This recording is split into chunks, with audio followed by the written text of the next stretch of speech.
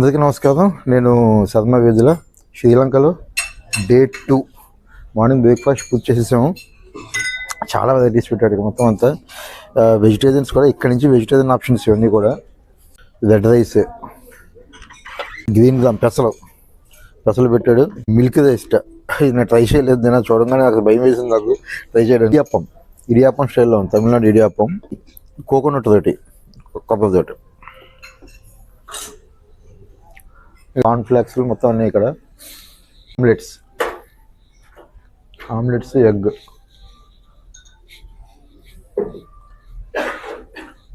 South Indian types. ఇక్కడ మన దోశ మటుకు బాగోలేదు. దోశ సాంబార్ కూడా నో టేస్ట్. చట్నీ బాగానే ఉంది. నెక్స్ట్ డోనట్స్ రకరకాలు ఉన్నాయి ఇందులో కూడా మళ్ళీ చికెన్, ఫిష్ అన్నీ ఉన్నాయి. ఇక్కడికి వస్తే జ్యూస్ సెక్షన్ కూడా పెట్టడమ్మా. ఇక్కడ కర్డు, కాకడి, అరటిపళ్ళే అంత బాగోలేవు. ఇదంతా ఫ్రూట్ సెక్షను. ఇవి జ్యూసులు 4 రకాల జ్యూసులు. Coffee, tea section. ఇది మటుకు అసలు బాగలేదు. కాఫీ చాలా దారుణం, తాగలేకపోయింది నేను అసలు. సో ఇది స్థూలంగా బ్రేక్ఫాస్ట్ అయితే కంప్లీట్ అయిపోయింది. నిన్న నైట్ డిన్నర్ అప్లోడ్ చేసాం కదా. నిన్నటి వీడియో చూడని వాళ్ళు ఉంటే చూడండి. ఎపిసోడ్ 1లో డిన్నర్తో ఉంది. ఇంక ఇప్పుడు బ్రేక్ఫాస్ట్ అయిపోయిన తర్వాత ఇప్పుడు చెక్అవుట్ చేసేద్దాం. మళ్ళీ కలుద్దాం. సరిగ్గా 8 o'clockకి హోటల్లో చెక్అవుట్ చేసేసాము. ఇప్పుడు మనం మునీశ్వరం టెంపుల్కి వెళ్ళబోతున్నాము. అది ఒక 75 kilometers, 2 hours జర్నీ టైం పడుతుంది. ఇది పంచ ఈశ్వరాల్లో ఒకటి. సో మిగిలిన విశేషాలు మనం మునీశ్వరం చేదాకా మాట్లాడుకుందాం. ఒక 40 minutes జర్నీ పూర్తయింది. కుదోట అనే చిన్న ఊరికి వచ్చాము. ఇక్కడ ట్రాఫిక్ అది చూస్తున్నారు కదా, మనకి జస్ట్ ఇండియాలో మూవ్ అవుతున్న ఫీలింగ్లోనే ఉన్నాను. రోడ్డు దగ్గర ఆపి రోడ్డు పక్కన రంబోటా మా మధుగారు దీన్ని ప్రస్తుతం కొనిచ్చారు. ఎందుకంటే మేము ఇంకా లంకన్ కరెన్సీ తీసుకోలేదు, దొరకట్లేదు అక్కడ. సో ఎయిర్పోర్ట్లోనే తీసుకోవాలి మనం ఫారిన్ ఎక్స్చేంజ్. ఇక్కడ బయట దొరకట్లేదు. ఇక్కడ చూడాలి. నెక్స్ట్ అన్నదాపురం వెళ్ళినప్పుడు ట్రై చేయాలి. లిచ్చి టైప్ ఫ్రూట్ రంబోటా. లిచ్చిలా ఉన్నా కానీ ముళ్ళు ఉన్నాయి కదా. 100 లంకన్ రూపీసా? 150. ఓకే, 150. మొత్తం బ్యాగ్ అయితే మంది.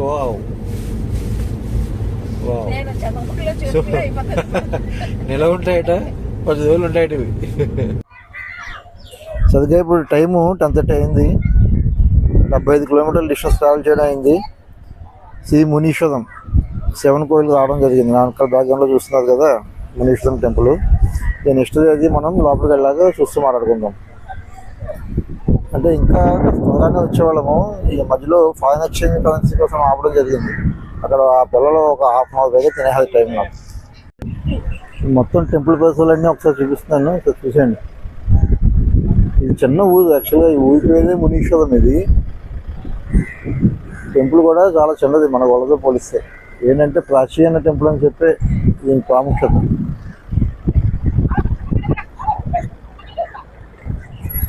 అంటే ఇదే ఊరు అయిపోయి మనం ఇప్పుడే జస్ట్ లోపల మునీశ్వరాన్ని దర్శనం చేసుకుని రావడం జరిగింది. ఈ టెంపుల్ ఏంటంటే 10వ శతాబ్దానికి చెందిన టెంపుల్ ఇది. దీని హిస్టరీ రామాయణంతో లింక్ అయి చూస్తే ఏంటంటే శ్రీరామచంద్రుల వారు రావణ సంహారం చేసిన తర్వాత సీతామ్మవారితో కలిపి పుష్పక విమానంలో అయోధ్యకి ప్రయాణం అవుతుండగా ఈ ప్లేస్ దగ్గరికి వచ్చేటప్పటికి ఆయన కిందకి దిగి ఈ మునీశ్వరుడిని దర్శించి పూజించడం జరుగుతుంది. ఎందుకంటే బ్రహ్మహత్య పాతక దోషం అంటుకుంటుంది రాముల వారికి, రావణుడిని యుద్ధంలో వధించినందుకు. ఎందుకంటే రావణుడు బ్రాహ్మణుడు. సో ఆ బ్రహ్మహత్య దోషం పీడిస్తుండటంతో శివుని ప్రార్థిస్తే శివుడు చెప్తాడు అన్నమాట రాముడి వారికి, నువ్వు 5 శివాలయాలు అని చెప్తాడు. టెంపుల్ కాక ఆయన రాముల వారి ప్రదర్శించి పూజించినవి ఏంటంటే మనవాది శివాలయము, తిరుకేతీశ్వరము, తిరుకోణేశ్వరము, ఇంకోటి రామేశ్వరం. ఇందులో రామేశ్వరం తప్ప మిగతా 4 కూడా శ్రీలంకలో ఉన్న ఆలయాలే అవి. ఈ 5 కూడా రామలింగంగా పేరు పొందింది ఏంటంటే మనవాది శివలింగం ఒకటి, రామేశ్వర శివలింగం ఒకటి. సో ఇది స్థూలంగా ఈ మునీశ్వరం టెంపుల్ యొక్క పురాణ ప్రాశస్త్యం రామాయణంతో ముడిపడి ఉన్నది. ఆ కనిపిస్తున్న ధ్వజస్తంభం, ఆ లోపల ఉన్న శివుడు. సో శివలింగం దగ్గర ఒక 4-5 అడుగులు, ఇందులో 4-5 అడుగులు ఎత్తులో ఉంది శివలింగము. అది దాటి వీడియోగ్రఫీ వెళ్ళలేదు కాబట్టి ఇక్కడ నుంచి చూపిస్తున్నాను. రండి మళ్ళీ మనం నెక్స్ట్ మనావతి టెంపుల్లో కలుసుకుందాం. సో ఇదే మొత్తం కాంపౌండ్ అంతా, గుడి కాంపౌండ్ ఇంతే ఉంది గుడి మొత్తం.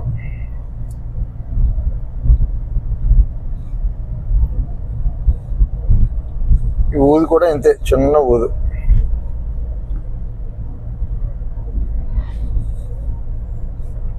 సో ఇప్పుడు అక్కడి నుంచి నెక్స్ట్ మనావతి, అది శివుడి టెంపుల్. ఇందాక మనం చెప్పుకున్నట్లుగా రామలింగంగా పిలువబడే శివాలయం అది.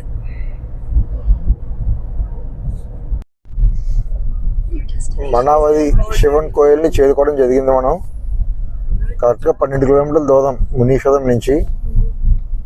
ఒక 20 మినిట్స్ పెట్టింది జర్నీ.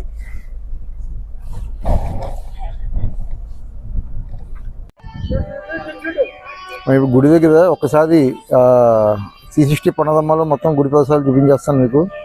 ఇది చూసిన తర్వాత మనం గుడి లోపల ప్రవేశిద్దాం. మనం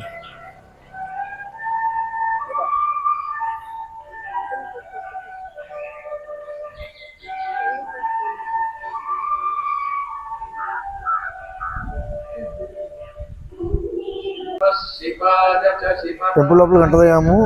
టెంపుల్కి ఎంట్రీ టికెట్ ఉంది. ఇండియన్ రూపీస్లో ఇస్తే కనుక 50 రూపీస్, శ్రీలంకన్ రూపీస్లో ఇస్తే కనుక 150 రూపీస్. సో ఫస్ట్ టైం శ్రీలంకలో ఎంట్రీకి డబ్బులు ఇవ్వడం జరుగుతుంది. సో ఇది చెప్పుకున్నాం కదా, ఇది మనావతి శివన్ కోయిలు. మనం ఇందాక మునీశ్వరంలో చెప్పుకున్నట్టుగానే పంచ ఈశ్వరాల్లో ఇది ఒక ఆలయము. దీని ప్రత్యేకత ఏంటంటే శ్రీరాములు వారు స్వయంగా ప్రతిష్ఠించినటువంటి శివలింగం ఇది. సో దీన్ని రామలింగం అని కూడా పిలుస్తారు. ఇండియాలో రామేశ్వరంలో ఉన్న రామలింగం తర్వాత ఇదే రామలింగం. సో మొత్తం ప్రపంచంలో ఇలా 2 రామలింగాలు ఉన్నాయి, శ్రీరాముడు స్వయంగా ప్రతిష్ఠించినటువంటి లింగాలు. సో ఇంతకీ ఇప్పుడు ఇది ఎందుకు ప్రతిష్ఠించాల్సి వచ్చింది అంటే కనుక, రావణ యుద్ధం జరిగిన తర్వాత రావణుని వధించడం వల్ల బ్రహ్మహత్యా పాతక దోషం అంటుకున్నందుకు రాముల వారు శివుణ్ణి ప్రార్థిస్తే, ఏది బ్రహ్మహత్యా పాతక దోష విముక్తిని చేయమని శివుడిని ప్రార్థిస్తే, శివుడు ప్రత్యక్షమై రాముల వారికి చెప్పడం జరుగుతుంది, ఇలాగా శివాలయాలు ప్రతిష్ఠించి నువ్వు పూజిస్తే బ్రహ్మహత్యా పాతక నివృత్తి కలుగుతుందని చెప్పి. ఆ క్రమంలో 4 శివలింగాలు శ్రీలంకలో యుద్ధానికి ముందు, బయలుదేరే ముందు ఇండియాలో రామేశ్వరం సైకతలింగం ప్రతిష్ఠించడం, యుద్ధం జరిగిన తర్వాత ప్రతిష్ఠించిన లింగం ఈ మనావతి శివలింగం. గుడి చూసా కదా, అసలు చిన్న గుడి, అక్షరాది అంటే ఉండదు. ఏంటంటే రామాయణంతో లింక్ ఉండడం వల్ల మనకి ఉన్న ప్రాముఖ్యత ప్రాశస్త్యం. ఇప్పుడు చూస్తున్నది గర్భగుడి, ధ్వజస్తంభం,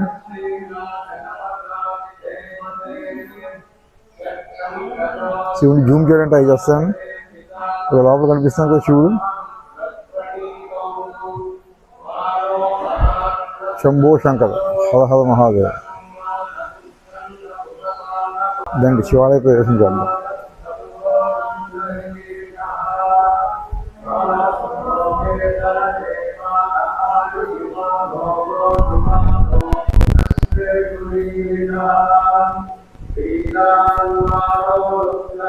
శంభో శంకర రామలింగం.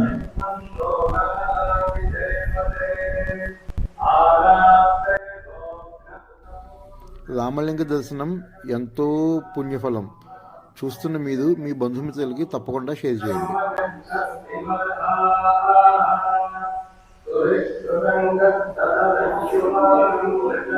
సో ఇప్పుడు ఈ ఆలయ దర్శనం అయిన తర్వాత మనం ఇక్కడ నుంచి 120 కిలోమీటర్స్ అనురాధపుర వెళ్ళిపోదాం.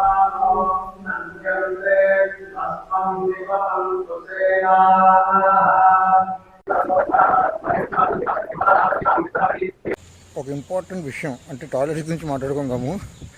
మునీశ్వరం కోవిల్ దగ్గర టాయిలెట్స్ చాలా వరస్ట్గా ఉన్నాయి. ఇక్కడ టాయిలెట్స్ చాలా నీట్గా ఉన్నాయి. చాలా అంటే చాలా neat. Very neat and clean. So ఇది కూడా దృష్టిలో పెట్టుకోండి. జస్ట్ 12 కిలోమీటర్స్ అనమాట, 20 మినిట్స్. కరెక్ట్గా టైము 2 o'clock అయింది. 122 కిలోమీటర్స్ వచ్చింది మొత్తం అంతా. లంచ్ కాగాము ఇప్పుడు ఇక్కడ హోటల్ అలకనంద. సో అనురాధపద ఇంకా ఆల్మోస్ట్ ఇక్కడికి ఒక 4-5 కిలోమీటర్స్ ఉంది అనురాధపద. లంచ్ అయిన తర్వాత మళ్ళీ ముందుకి. Thank you. అది కౌంటర్.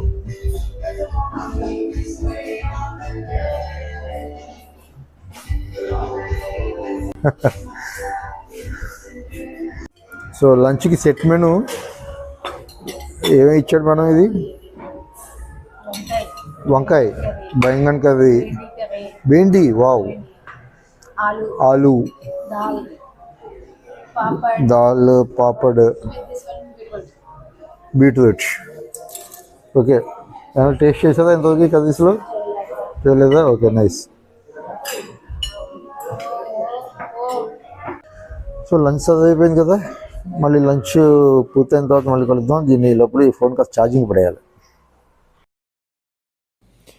లంచ్లో ఐటమ్స్ అన్నీ చాలా బాగా చేశాడు. ఒక రైస్ మాత్రం. లంచ్ పూర్తయిన తర్వాత ఒక 6 కిలోమీటర్ల దూరంలో ఉన్న జై మహాబోధి టెంపుల్ రావడం జరిగింది. ఇది బుద్ధిస్ట్ టెంపుల్. కాంప్లెక్స్ అయితే చాలా పెద్ద కాంప్లెక్స్ ఇది.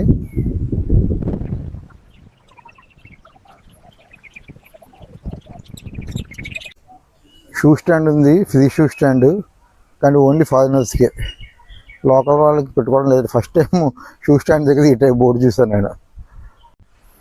చిన్న సెక్యూరిటీ పాయింట్ కూడా ఉంది, police check post, walk through security.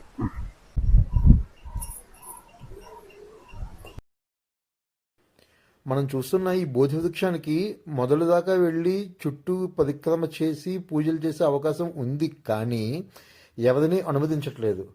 అందుకనే వీరందరూ కూడా ఈ ప్రదేశంలోనే, అంటే ఈ 4 పక్కల కూడా ఇలాగే తయారు చేసి పెట్టారు. ఇక్కడే పూలు, ఫలాలు అన్ని సమర్పించుకుని పూజలు చేస్తారు. యాక్చువల్గా ఇప్పుడు నా వెనకాల మీరు చూస్తున్నారు కదా, ఇది లోపల పెద్ద బుద్ధుని విగ్రహం ఉంది. ప్రస్తుతం ఏంటంటే జనరేషన్ ఉందని చెప్పి తలవేసేసారు. సో ఇప్పుడు చూడడానికి లేదు. ఇదిగో బంగారంతో తొడిగిన సపోర్ట్లు తయారు చేసి పెడుతున్నారు. అశోక్ చక్రవర్తి బొద్ధగయ నుంచి బోధి వృక్షం యొక్క చిన్న కొమ్మను తీసుకొచ్చి ఇక్కడ బహుకరించడం జరిగింది. దాన్ని వీళ్ళు పెంచి ఇంత పెద్ద చేశారు. మొత్తం ఒక పెనోరమిక్ షాట్ కొట్టేద్దాం అసలు మళ్ళీ అప్పట్లాగే మామూలుగా. కంప్లీట్ వ్యూ ఈ బోధి వృక్షం యొక్క సరౌండింగ్స్లో ఉన్న వ్యూ అన్నమాట మొత్తం అంతా.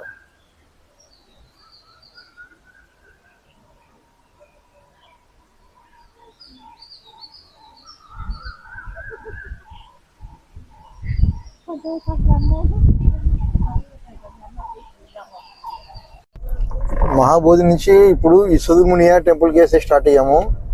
యాక్చువల్ మహాబోధి వృక్షంలో బోధి వృక్షం తప్పితే పెద్ద చూడడానికి అంటూ ఏం లేదు. బోధి వృక్షం దగ్గర వెళ్ళడానికి అసలు నడుచుకుంటూ పోవాల్సి వస్తుంది.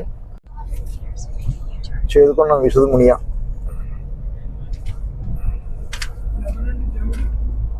బుద్ధుడు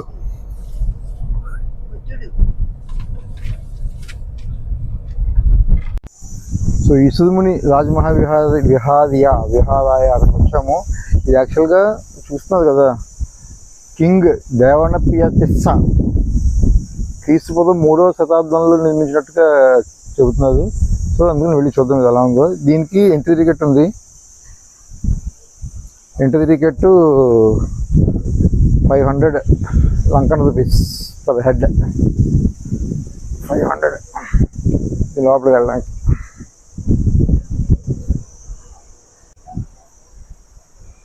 ఇది చూడడానికి మనకు చాలా శిథిలావస్థలో కనిపిస్తుంది. ఇది wow, sleeping Buddha, reclining Buddha. బుద్ధం శరణం వచ్చాను. సూపర్ బుద్ధ. బుద్ధుని చూస్తే నా మనసు ఉదూతలుగుతూ ఉంటుంది అలాగే. మీరు జాగ్రత్తగా గమనించండి. అదమోర్పు కన్నులతో మనకేసే చూస్తున్నట్లుగా ఉన్న బుద్ధ భగవానుడు మనం ఆయనను దాటి ముందుకు వెళుతూ ఉండగానే పూర్తిగా నదిలోకి జారుకున్నట్లుగా కొనదప్ప కూడా అనుభూతే వేది అసలు.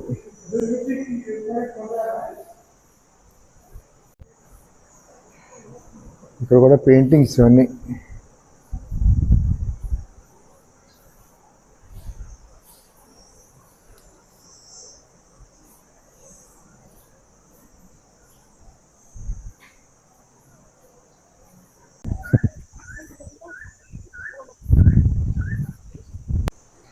గ్లాస్ ఉండడం వల్ల రిఫ్లెక్షన్ పడిపోయి అసలు బుద్ధులు కనిపించట్లేదు, వెనకాల రిఫ్లెక్షన్ అంతా కనిపిస్తుంది ఇందులో.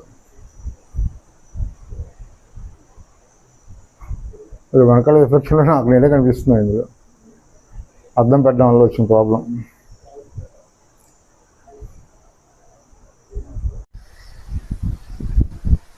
బా చాలా చల్లటి గాలి, చాలా ప్రశాంతంగా ఉంది, చాలా బాగుంది.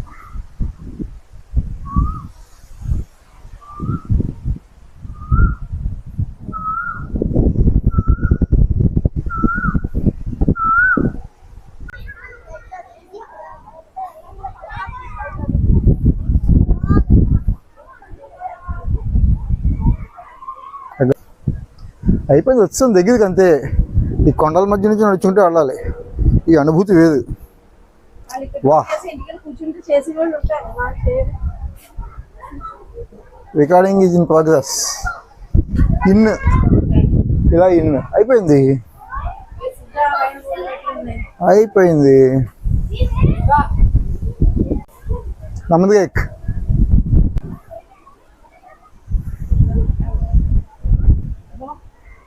ఇక్కడ స్లీపింగ్ బుద్ధ.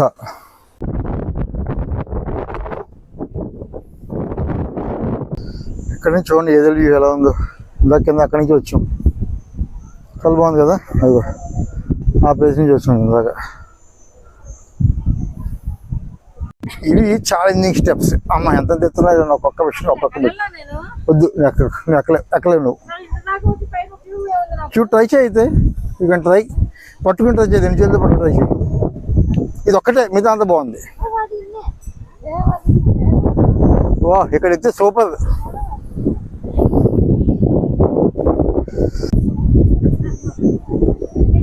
దీనికి మధ్యలో కనిపిస్తుంది చూడండి స్తూపం, అది దాకా వెళ్ళిన జయ మహాబోధి స్తూపం. ఇక్కడికి 1.5 కిలోమీటర్ దూరంలో. అంత హైట్లో ఉన్నాం మన దగ్గర తీసిన మెట్లు.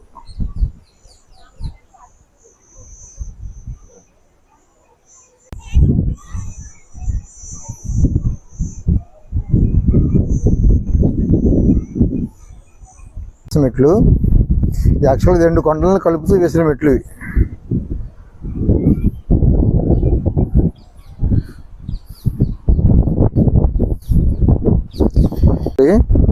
ఇది 2 కొండలు, అదో కొండ ఇదో కొండ, ఈ 2 కొండలకి మధ్యలో వేసిన బ్రిడ్జ్ ఇది.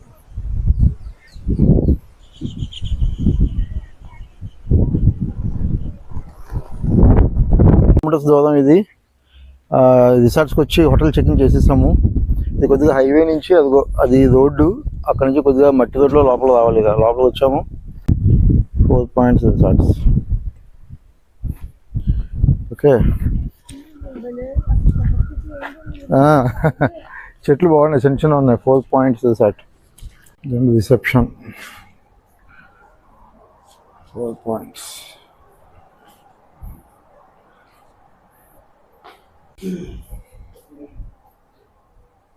చూపిస్తాను.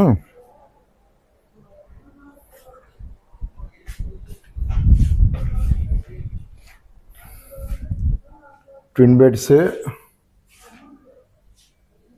ఏసీ. నిన్న అంత గొప్పగా లేదు, but it's okay. Room size బాగానే ఉంది. LED TV.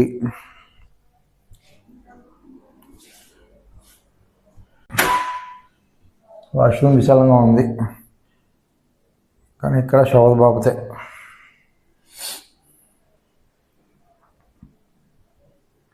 కానీ ఓకే, నిన్నంత అద్భుతంగా ఏం లేదు. స్విమ్మింగ్ పూల్ ఉంది.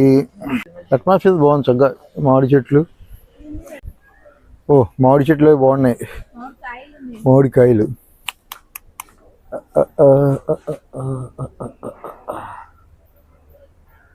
బాగున్నాయి, మామిడికాయలు చేతికి అంతలాగా. కానీ వైఫై స్పీడ్ అయితే అస్సలు బాగోలేదు. మళ్ళీ వచ్చి రిసెప్షన్లో ఇచ్చాడు, కానీ అది ఇక్కడ దాకా వస్తుంది, రూమ్ దాకా రావట్లేదు. అదైతే డిన్నర్కి వచ్చాము. ఓకే ఫ్రెండ్స్, ఈ వీడియోని ఇంతటితో కంక్లూడ్ చేస్తున్నాను. మీకు కనుక ఈ వీడియో నచ్చినట్లయితే ఒక లైక్ కొట్టి కామెంట్ చేసి షేర్ చేయడం మర్చిపోవద్దు. అలాగే నా ఛానల్ కనుక మొదటిసారిగా వచ్చినట్లయితే సబ్స్క్రైబ్ చేసుకోవడం మర్చిపోవద్దు. మళ్ళీ రేపు ఉదయం మీ ముందుంటాను. అంతవరకు సెలవు.